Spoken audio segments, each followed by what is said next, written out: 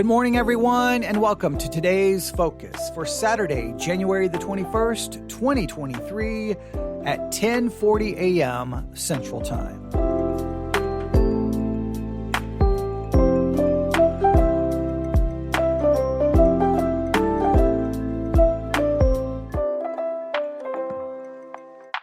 Today's Focus, 1954, meet 2023. 1954, meet 2023. This is part 2 in this kind of a mini series, and this is all based off a booklet that was written in 1954, and the booklet concludes with 7 concluding points that the author wrote in 1954, and we're going through each one of these points to see how it relates and how much it sounds so familiar and how relevant it is to 2023, demonstrating that the problems we see today are nothing unique. They were the same problems that people were experiencing in 1954, and I will go so far to say they've been the same problems that people have been struggling with probably since the history of human beings in some way, shape, or form. And I think sometimes we forget that. And I think the problem is we sometimes, and I think Christians do this, and I hope you will understand what I'm about to say. Whenever we see certain problems within society, one, sometimes we seem to think that it's unique to our particular time and forget that the problem existed going way, way back. We sometimes ignore the fact that the real ultimate problem is human depravity. And then third, we typically try to find something else to blame. So depending on the generation, like when I was a teenager, what was being blamed for the downfall of society? It was MTV. MTV was destroying the culture. Then before long, it was video games. And then it was Netflix. And then it was premium, channels like HBO or Cinemax or Showtime. We always find something. And again, whenever we do that, I feel like that the church demonstrates we've lost touch with a basic theological concept that the problem is inside of humanity. It's called our depraved nature. So I thought that this was interesting, looking at this booklet written in 1954, or looking at an article about a booklet written in 1954. I haven't been able to track down the actual booklet yet. Hopefully we'll be able to do that. Maybe some of you internet detectives can find a copy of the actual booklet, and I'll give you the name and everything in a minute. But in part 1, we looked at 2 of these concluding points, and today we'll try to look at 2 more. All right. So just remember, today's focus is not designed to be a full, hour-long teaching. I'm just trying to hand you something to get you to think about, something for you to discuss, something that you can get you to focus on throughout the day. So here we go. Are you ready? All right. Dr. Chester Tulga, Tulga, a Baptist fundamentalist, wrote the following 7-point conclusion to his 1954 booklet, The Doctrine of Right and Wrong in These Times. Now remember, when he wrote the booklet, The Doctrine of Right and Wrong in These Times, he was referring to 1954. This article that I'm reading from says, consider the truth of his words. Concluding point number 1, and we covered this yesterday, so I won't be able to review it. I'm just going to throw it out there. Our times, again, he's referring to 1954, are characterized by deep uncertainty concerning truth and morality, resulting in an alarming moral confusion which has corrupted the world and deeply infected the churches. Let me read that one more time. Our times are characterized by deep uncertainty concerning truth and morality, resulting in an alarming moral confusion which has corrupted the world and deeply infected the churches. Please note, he believes that this kind of uncertainty about truth and morality had infected the churches in 1954, that he looked around and was like, look at the churches. They don't seem to understand truth. They don't seem to understand morality. This is not only happening in the culture, it's happening in the church. And that's how he felt in 1954. And I think we would say the same problem exists in 2023. Point number 2. The prevailing liberal theology of our day reflects this moral confusion and its emphasis upon love rather than holiness, and its disregard of ethical values and formulating its doctrinal views and its tolerance of sin in the lives of its ministers and churches. Now, this looks to liberal theology as being like, hey, liberal theology, as the point says, reflects this moral confusion. That, hey, here's the moral confusion in the culture. Liberal theology reflects it. And then it goes after some specific aspects of liberal theology where this author felt that liberal theology was too, how can we say, accepting or too kind to sin, that it was kind of in a more too accepting of sin or not condemning enough of sin.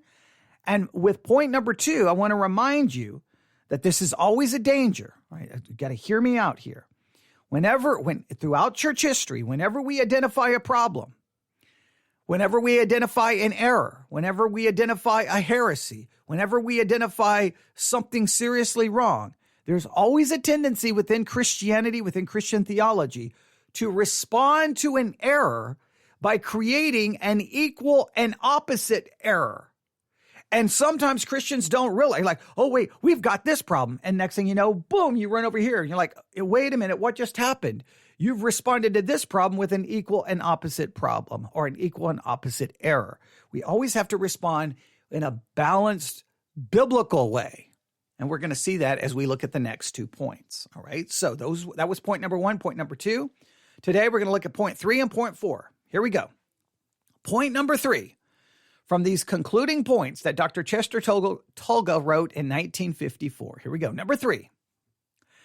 The evangelical world, with its shallow knowledge of the very theology which it professes to believe and defend, has been deeply affected by relativism in both truth and morality, resulting in moral and ethical antinomianism, often connected with the more fervent professions of orthodoxy.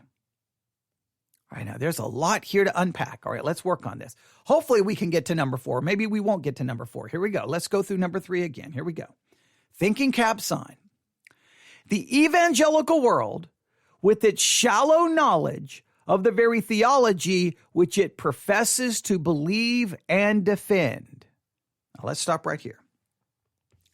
I feel like that in every age, that when you read writings about the state of the church, there's a constant, depending on who you're reading, a constant concern or complaint or condemnation of, look, the Christians today in the church, they just don't understand their theology. There is ignorance. There is confusion. They don't get it. They don't get it. They don't get it. And it seems like that's a constant complaint. And we would have to ask ourselves, why do you think that is? Christians today, they just don't understand the theology that they profess. Christians today they don't know what they believe. They don't know why they believe it. They don't understand it. They don't understand it. Why is this a constant problem? I've heard this my entire Christian life. Christians just don't get it. Christians don't understand. Christians don't know. And then you always have these ministries like, we are here to fix the problem of biblical and theological illiteracy. So buy our Sunday school curriculum, buy our books, buy our DVDs, attend our conferences. And everyone seems to have the solution, but there never seems to be a solution. So the question is, whose fault is it? Is it the church's fault? Is it the people sitting in the pews' fault? Why is there a constant problem with this? That to me is, I used to just focus on the problem. Now I'm more interested in the reasons for the problem. And I don't know if the reasons are as easy as we either just want to blame the church. Sometimes I don't think we want to blame the people. But I know this,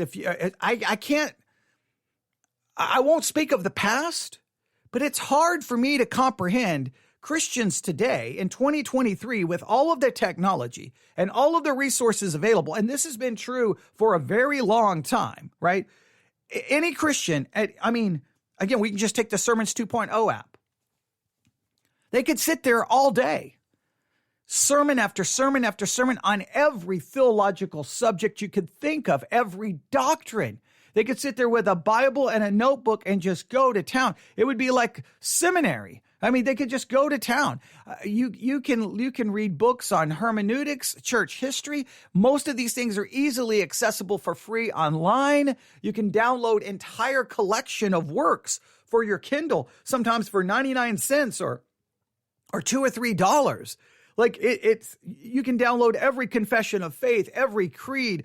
Like I have a hard time understanding why. I mean, like I want to blame the church sometimes, but man, the average Christian, and I know some people will point this out to me, and I do appreciate this. Sometimes people will say something to me along these lines. People don't know what they don't know. And maybe that's the church's fault that they don't let the people know what they don't know.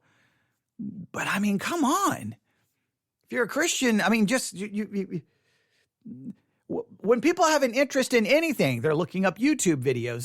They're researching it. They're looking into it. If you're a Christian, you think you would have some interest in Christianity, right? I don't know. So, but in 1954, this was the problem. The evangelical world, with its shallow knowledge of the very theology which it professed to believe and defend, has been deeply affected by relativism and both truth and morality. Now, here's the question. Many of the fundamentalist churches, if you go back in history, who's like, hey, we've got a problem here. We got liberal theology. We got this evangelicalism. They don't know their theology. They don't know their doctrine. They basically have adopted moral relativism. They don't seem to condemn sin. They have no standards. There's no holiness. Many of the fundamentalist approach to resolving this problem in many cases wasn't to increase theological knowledge. They basically decided to address this problem by saying, here are the rules. Women don't wear pants. Men don't have long hair. Men don't wear beards. Or you don't play cards. You don't go to the movie theater. They basically responded by giving everyone a list of moral standards. Basically, they responded to the problem by law, by giving people law, giving people rules. So I would say if you thought the issue was that the people don't have shallow knowledge of theology, then fundamentalism should have responded by increasing the knowledge of theology. But if you go back in church history, fundamentalism responded by giving people standards and rules, by basically giving people the law, which in many cases completely obliterated a correct understanding of the gospel. I mean, we could have that discussion about church history, but I believe that's true. Now, they go on to say, the evangelical world, with its shallow knowledge of the very theology which it professes to believe and defend, has been deeply affected by relativism and both truth and morality, resulting in a moral and ethical antinomianism, often connected with the more fervent professions of orthodoxy. So it says basically a kind of a moral antinomianism came into the church, meaning, hey, you can live any way you want. Don't worry about standards. Don't worry about holiness. Don't worry about separation. Just live any way you want. Well, what was the solution to this moral antinomianism, moral and ethical antinomianism is the way he put it in his third point. Well, what I believe many of the churches did is they responded to the moral and ethical antinomianism by turning into full-blown legalist. Basically, it was like, oh, you no law, we're going to become all law. So they responded to no law with all law, and the gospel became obliterated, or in many cases, the gospel was so merged with law that really it was a law-based gospel instead of a grace-based gospel. Once again, fixing a problem by creating an equal and opposite problem. All right? I'm going to read that one more time. There's a lot there to unpack. But remember, today's focus is about handing this to you so that you can meditate on this and you can think about it. Here we go. Number 3. The evangelical world, remember, this is written in 1954. The evangelical world, with its shallow knowledge of the very theology which it professes to believe and defend, has been deeply affected by relativism in both truth and morality, resulting in moral and ethical antinomianism, often connected with the most fervent professions of orthodoxy. All right, number 4. Oh, there's so much more I want to say there, but okay. I'm going to try to finish number 4. Here we go. The liberals and neo-orthodox, knowing that they have abandoned the biblical basis of truth and morality, offer many and varied schemes whereby moral reconstruction can begin, none of them adequate to the task. So in 1954, he's like, you look at the liberals and the neo-orthodox, they know they've abandoned biblical basis of truth and morality, so they offer these schemes or these plans or these programs whereby moral reconstruction can begin, and they say none of them are adequate to the task. So they're like, hey, they're kind of coming up with a moral reconstruction because they've abandoned Scripture. They've abandoned Scripture.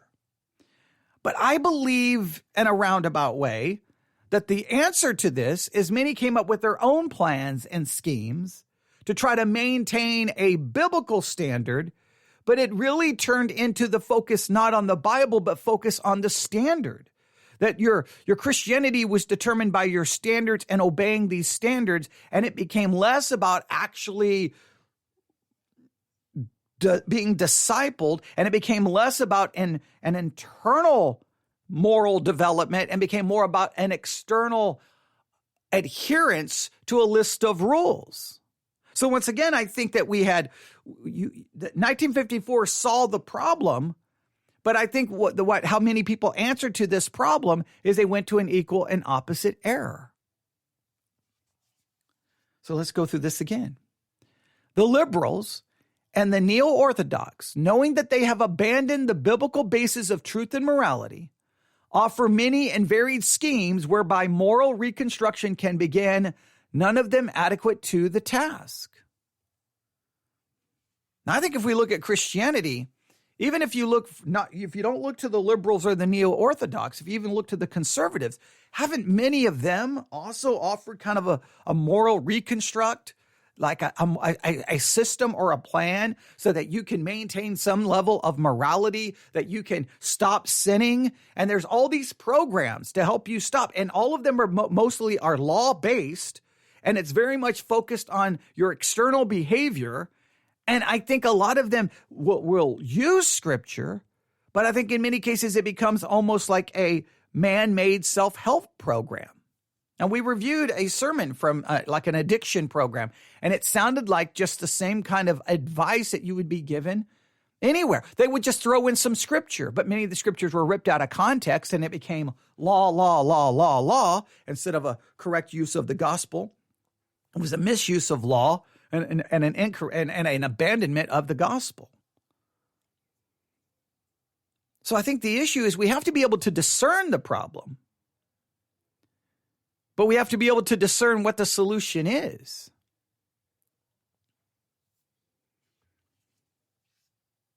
(1954) Meet 2023. The two major points I want to leave with you today, for you to think about, for you to meditate on, for you to discuss either with me or with anyone else. If you want to discuss it with me, email me newsif@yahoo.com, newsif@yahoo.com, or you can discuss it in the Discord channel if you so desire. Here we go. Here was number 3. I'm going to read them one more time. The evangelical world, with its shallow knowledge of the very theology which it professes to believe and defend, has been deeply affected by relativism in both truth and morality, resulting in moral and ethical antinomianism, often connected with the more fervent professions of orthodoxy. Number 4, the liberals and the neo-orthodox, knowing that they have abandoned the biblical basis of truth and morality, offer many varied schemes whereby moral reconstruction can begin, none of them adequate to the task. So much more I would like to say, but today's focus is designed to hand it to you. So now hopefully you will pick up the conversation and think clearly about these things and just try to see where we are versus where we've come from, And I think the same problems still exist. And I think many of the solutions offered in 1954 up to 2023, none of them have been really a decent solution or are able to solve the problem. But you can give me your own thoughts. That is today's focus for Saturday, January the 21st, 2023.